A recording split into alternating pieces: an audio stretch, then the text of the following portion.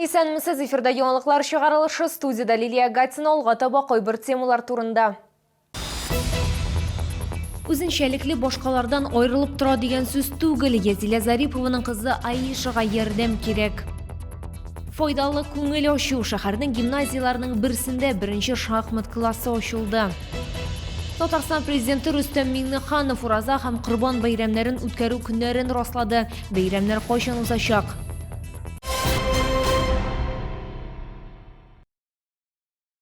Татарстанда яшәүче тагын 75 кешедә COVID-19 диагнозы расланды. Чаллыда коронавирусның 13 яңа очрагы теркәлде. Бу соңгы тәүлек эчендәге мәгълүматларны Республика оператив штабы хәбәр итте. Шулай итеп, 11 февральгә Татарстан буенча барлыгы 16954 авыру очрагы теркәлгән. Аларның 13549-ы терелгән, 122-се узган тәүлектә. 11 февральдан 5-нче шәһәр хастаханәсе пациентларны гадәти режимда кабул итә башлады. Әлеге карар медучреждениедән ковид-госпиталь статусын алу белән бәйле. Хастаханәдә дезинфекция үткәрелде һәм профильле пациентларны кабул итүгә әзерлек тамамланды. Пандемия вакытында бу 5-нче шәһәр хастаханәсенең гадәти эш режимына икенче тапкыр әйләнеп кайтуы. Беренче тапкыр медучреждениедән ковид статусы август айында алганнар иде. Исегезгә төшерәбез, пандемия чорында хастаханәдә яңа коронавирус йогышына шикләнгән һәм хастаханәдән тыш пневмония өзлегүе белән 4000-нән артык пациент кабул ителде. Үзенчәлекле башкалардан айрылып тора дигән сүз түгел. Чаллы кайнар элемтәсенә Язиля Зарипова мөрәҗәгать итте.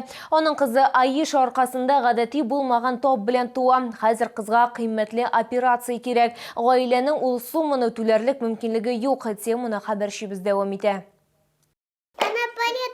Я подлетела эту кошку. Она здоровая. Аишага 3 яшь, ул шат күңелле һәм канәгать бала. Көлә, уйный һәм үз яшьтәшләреннән берни белән дә айрылмый. Кызның җитди патологиясе турында якыннары гына белә. Аркасындагы нине күргәч, теге кара төстәге нидән топ иде инде, мен аны ул теге родовая травма дип уйладым инде баштан, анырсын аны алып киттеләр. Мен аны 8 көн күрмәдем, теге 8 көн буена үзем интернетта карап, врачларга шалтыратып, нәрсә микән ул, нәрсә эшләгән ул, нинди шир дип инде сырап ниттем инде теге. Табиблар балага тумыштан килгән гигант пилоцинитар невус диагнозы куйган, авыру тиз арада метастазлар бирә торган онкологиягә китергә мөмкин. Смертельная болезнь диптән иткәннәр янында ул теге, нык куркыныч шир дип ниттеләр инде аны. Теге даже если бәләкәй родинка булса да, ул уже опасность какую-то несет, да. 6 ай сайын без онкологтан наблюдация итәбез. И шул 6 ай үткәч без әле да Израильгә чыктык. Но Израильдә нык кыйммәт бер операция 2 миллион 700-гә төшә бер операция гына, и плюс 500 мең на проживание. Аишаның әнисе баланың аркасындагы әлеге тапның аларга ярдәм итүче табибларны Россия буенча эзли һәм аларның гаиләсенә Санкт-Петербургта ярдәм итә алулары ачыклана. Әмма балага озак еллар дәвамында дистәләрчә операция ясарга кирәк. Төньяк башкала табиблары сабыйны 3-4 этап эчендә невустан арындырырга вәгъдә итә. Аларның беренчесе март аенда узачак. Алда катлаулы һәм бик авыр операция көтелә. Башта тире астына махсус шарлар, экспандерлар кертелә. Алар кызның тиресен тартып тора. Онары хирурглар аркадагы топның бер өлешен ала, аның урынына тарттырылган тире тегәчәк. Менә аның, например, аркасы кайнар, үзенең тәне алда җылы, теге куп кайнар түгел. Температура тетсә, башында температура юк, аның аркасында температура. Теге гел кышытанда шишләре үсә. Беренче операция өчен 1 миллион сум акча җыярга кирәк. Гаилә өчен бу күтәрә алмаслык сумма. Шуңа күрә Язиля Зарипова баласы өчен акча җыю оештыра. Аишага теләге булган һәркем ярдәм итә ала. Дәвалануга акчаны экранда күрсәтелгән реквизитлар буенча җибәрергә мөмкин. Лилия Гатина, Сергей Вильданов, яңалыклар. Орион яшьләр үзәгендә ирекле рәвештә игелек кыл акциясе старт алды. Атна дәвамында үзәк хезмәткәрләре хайваннарга, яшәү урыны булмаган кешеләргә һәм башка мохтаҗларга ярдәм күрсәтәчәк. Бүген волонтерлар балалар йортында булды. Алар белән бергә учреждениегә безнең төшерү төркеме дә барды. Балалар йортында тәрбияләнүчеләр учреждениега тугач таләгә бирде. Оларны битараф булмаган шолалар һәм тәрбиячеләр корый. Олар сабыйларга уңайлы тормыш өчен кирәкле барлык әйберләрне дә сатып ала. Мы заранее связались с домом малютки и уточнили, что именно необходимо. И нам сказали, что это в основном памперсы и средства личной гигиены. Крема для массажа, шампуни, что в принципе в обиходе употребляется очень часто. Поэтому мы собрали небольшое количество и привезли сегодня сюда. Просто хочется помочь людям, помочь животным тем, что я могу. Тем более, если я в центре вот этих событий, в молодежном центре Орион базируется штаб Центра развития добровольчества, и я всегда знаю, где какие акции запускают, и хочется вот людям об этом доносить и говорить. Волонтерларны балаларның үзләре янына кертмәделәр, чөнки пандемия белән бәйле рәвештә балалар йорты әле дә карантинда. Әмма бу волонтерларга сабыйларга ярдәм итәргә кумашауламый. Дом ребенка наш рассчитан вообще-то на 50 мест, но на сегодня у нас находится 52 ребенка. Вообще у нас дети это сироты и дети, оставшиеся без попечения родителей.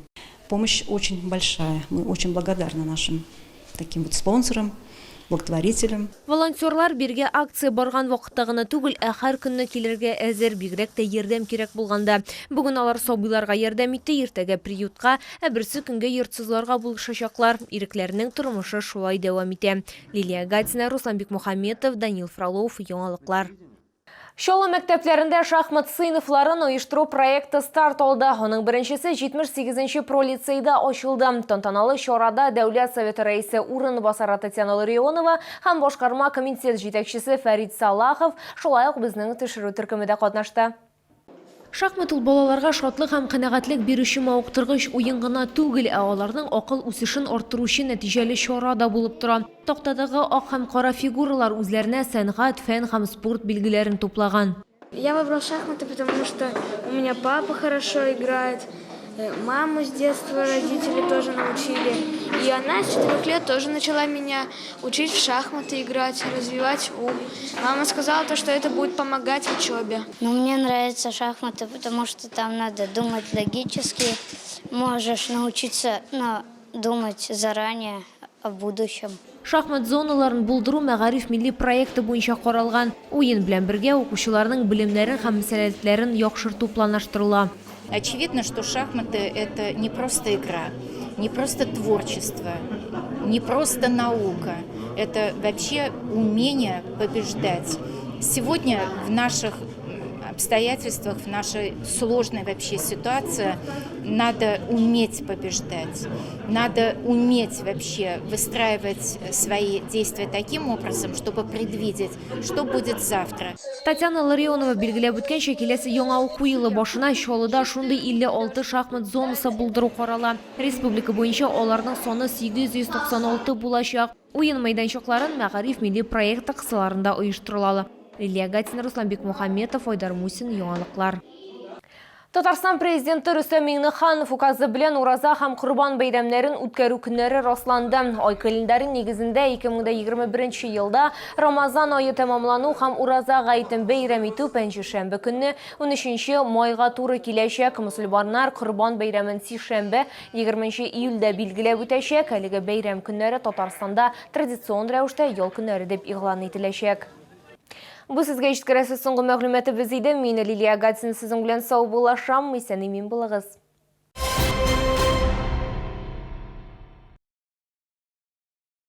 Приглашаем на всероссийские выставки «Нефть, газ, химия, экология, энергетика Закамье-2021» с 10 по 12 февраля. ВЦ «Экспокама». Оргкомитет 470102. Подробности на сайте экспокама.ру.